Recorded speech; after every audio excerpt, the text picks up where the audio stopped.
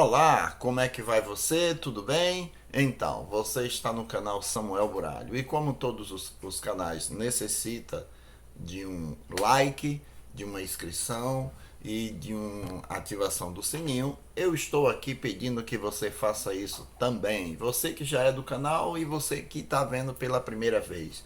É um prazer muito grande estarmos juntos aqui nesse exato momento. Hoje, um dia assim simbólico e especial. É simbólico, porém especial também. Vamos lá.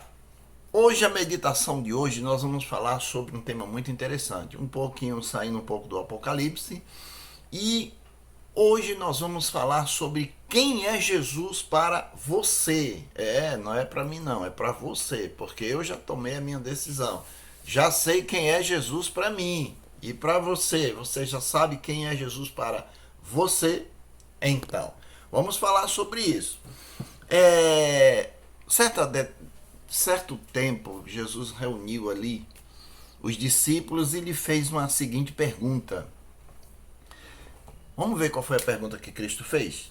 Vamos lá. Biblicamente falando, eu estou no livro de Mateus, capítulo 16, o versículo 13. Qual foi a pergunta que Jesus fez para os discípulos? Indo Jesus para os lados da Cesareia de Filipe, perguntou aos seus discípulos: quem diz o povo ser o filho do homem? Pergunta, essa é a pergunta. Para Jesus, para os discípulos. Para aí. Me responda uma coisa. O que o povo diz sobre mim? Sobre o filho do homem, né? E vamos ver aí qual foi a resposta que os discípulos deram. O verso 14, ele disse assim: bom, e eles responderam, uns dizem que o Senhor é João Batista, e outros dizem que é Elias, e outros também, Jeremias, ou até mesmo outro profeta. Muito bem. Aí Jesus agora, depois de ter recebido essa resposta, Jesus pergunta agora para eles: e vocês, quem dizem que eu sou? Ó, pergunta forte, né? Quem diz você que Jesus é? E a resposta foi automática do apóstolo Pedro. Então, Pedro respondeu, disse: tu és o Cristo, filho do Deus vivo. Puxa, resposta na lata, hein? Imediatamente Pedro salta de lá e diz: só vou dizer quem é você agora. Você é o Cristo, o Filho do Deus vivo. Olha que maravilha. Você é o Messias, o Filho do Deus vivo. Muito bem. Amém por isso. E agora a minha pergunta é para você, né? Minha pergunta é para você. A pergunta que eu tenho para você é: e para você, quem Jesus é? O que ele representa na tua vida? Na minha vida ele representa muita coisa. Mas eu quero saber da tua vida. E se cada uma das pessoas que aceitaram Cristo fosse dar um testemunho aqui, as pessoas diriam muita coisa. Olha, Jesus representa para mim uma cura, né? Ele não só me salvou, como ele também me curou. O outro diz: olha, Jesus representa a libertação das drogas. Ele me salvou e me libertou das drogas. Outro diz: olha, Jesus representa para mim, ele não só me salvou, como também restaurou meu casamento. O outro diz: olha, Jesus representa para mim que ele não só me salvou, como ele me deu dignidade, fazendo meu nome ser limpo novamente na sociedade. Então, Jesus é o que para você, né? Para mim, ele é mais do que isso. Ele é muito mais do que isso. Pense aí, depois você reflita: puxa, o que Jesus de fato é para mim? Será que ele me salvou? Será que ele me libertou, mudou a minha vida? Tem pessoas que estão hoje com depressão, né? E tem Cristo aí na vida dele. E o que Jesus pode fazer por você que está na depressão, que está passando por síndrome do pânico, ou pessoas que estão com o casamento se esfacelando, desempregado, com medo da pandemia? E o que Jesus poderia e pode ser para você? Isso é uma pergunta interessante, muito interessante, e é bom você refletir e responder para você mesmo. Mas continuando, como Jesus pode... A pergunta é o seguinte: qual é a situação da humanidade hoje? Hoje, todo ser humano, qual seria a situação nossa nos dias atuais, né? Vamos ver biblicamente qual é a nossa situação. A nossa situação nós vamos ver aqui no livro de Romanos. No livro de Romanos, a gente vai ver aqui a situação da humanidade. Não é muito boa não, viu? Me desculpe, mas a notícia não é muito boa. Vamos lá. Romanos capítulo 3, o versículo 23, ele diz o seguinte, olha: pois todos pecaram e precisa desesperadamente da glória de Deus. Você é um pecador, viu? É, você mesmo, você é um pecador, eu também. Né? O apóstolo Paulo diz, ó, da fila eu sou o primeiro dos pecadores. Eu sou um pecador e preciso da glória de Deus. E já no livro aqui, do livro de Isaías, o profeta Isaías, ele tem outra informação não muito agradável. Ele diz aqui, veja só: mas os vossos pecados fazem separação entre vós e o vosso Deus, e os vossos pecados encobrem o seu rosto de vós, para que não vos ouça.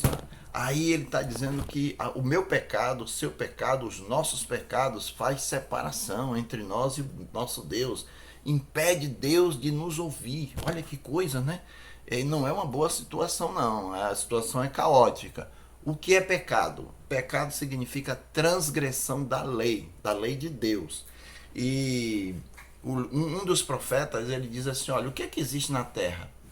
Matar, mentir, roubar, adultério, arrombamento, e aí vai, uma lista terrível, né, de coisas pecaminosas. É por isso que o nosso planeta está passando por essa situação, porque os nossos pecados, o pecado da humanidade, encobre Deus de ter relacionamento com a gente. E não é por bondade, não, é por amor. Se Deus chegasse hoje aqui, ou não digo Deus, mas se um anjo chegasse na sua essência, ele destruiria todos nós com a presença dele. Então, por amor, Deus se oculta para que a gente não venha a morrer. E ele trabalha por intermédio do Espírito Santo, por trás dos bastidores ali, ajeitando a nossa vida. Bom, e não é só isso, tem mais informação não muito boa.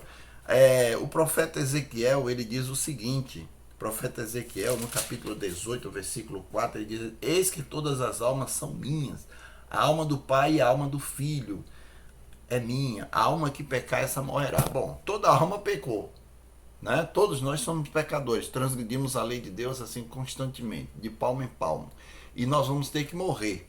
Só que Deus é muito bom. O que foi que Deus fez? Lá no Éden, quando Adão pecou, Deus sacrificou um cordeiro. E esse cordeiro é Cristo na cruz do Calvário. Então, foi uma forma didática que Deus arrumou de explicar para Adão o que queria acontecer.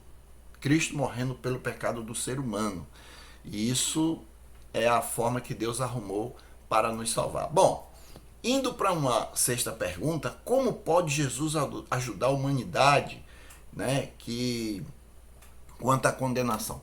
O que Jesus pode fazer por mim e por você, já que nós estamos separados de Deus e numa situação caótica, pecaminosa, de morte, né? Vamos ver o que é que Jesus pode fazer por mim e por você. Então eu vou ler agora Romanos, no capítulo 6, olha só o que diz a Bíblia aqui, olha.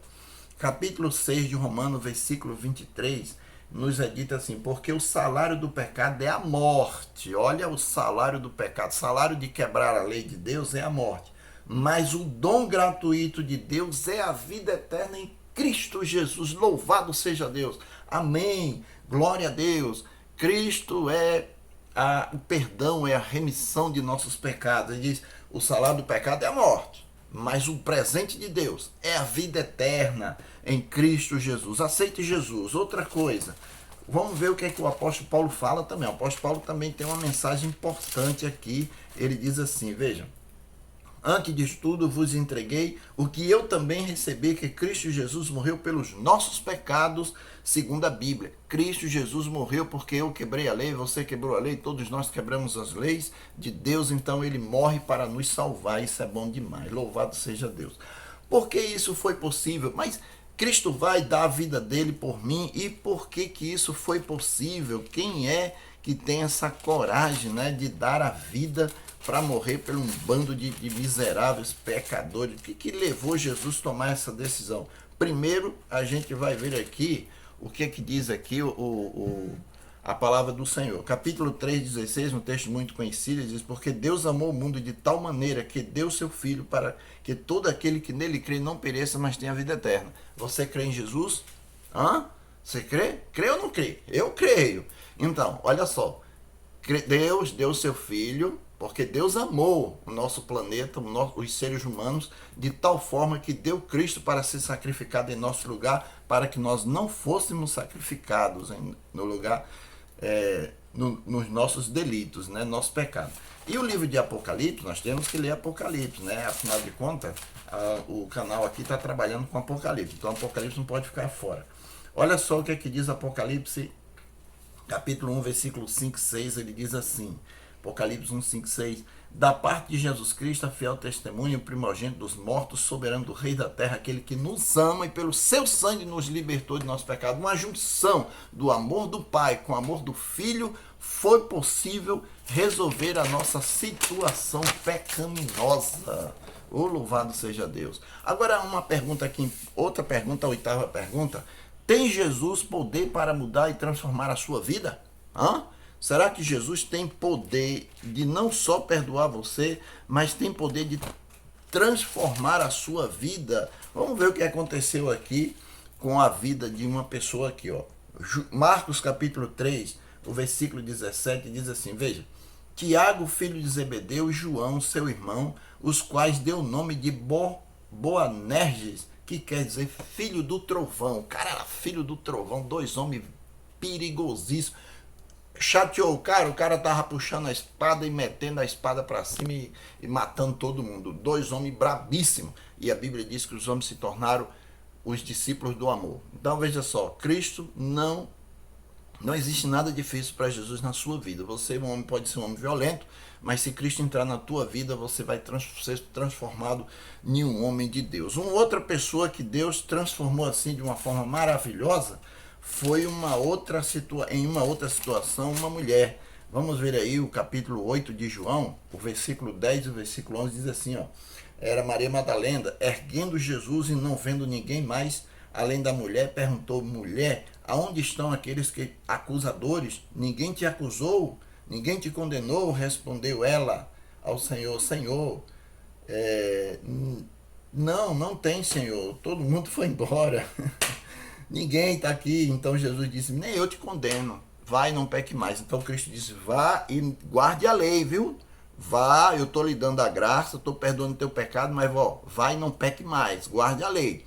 Por que Jesus disse guarda a lei? Porque o pecado dela foi adultério, né? Então vá e guarde a lei. E finalizando, o que fará Jesus na vida daqueles que aceitam a Ele como seu Salvador? Vamos ver o que é que Jesus pode fazer na sua vida. Agora é a sua, hein? E é a minha. Vamos ver o que é que Jesus pode fazer com você. Ele diz aqui, ó, no livro de 1 Samuel, capítulo 10, versículo 6, se tu aceitar Jesus, meu irmão, agora, na tua vida, é agora, não é amanhã não. E amanhã pode ser tarde, muitos já morreram, né?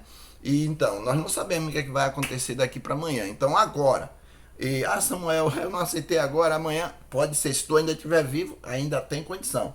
O Espírito do Senhor se possará de ti e profetizarás com eles e tu serás mudado em um outro homem. Oh, glória a Deus. Tu vai ser uma outra mulher, tu vai ser outro homem, tu vai ser uma outra jovem, uma outra... Gente, Cristo quer fazer de você uma nova pessoa, uma pessoa que tem nome, que é uma pessoa que tem responsabilidade, uma pessoa amada por todos. Então, só Jesus pode fazer isso. Quem é Jesus para você? Para mim é tudo isso que você viu aí, certo? Que Deus te abençoe. Um beijinho aí bem dentro da sua alma, dentro do seu coração, e que você seja muito feliz, pois hoje, simbolicamente, é o dia que o Mestre deu a vida por você, simbolicamente. E amanhã estamos de volta, em nome de Jesus. Tchau, tchau.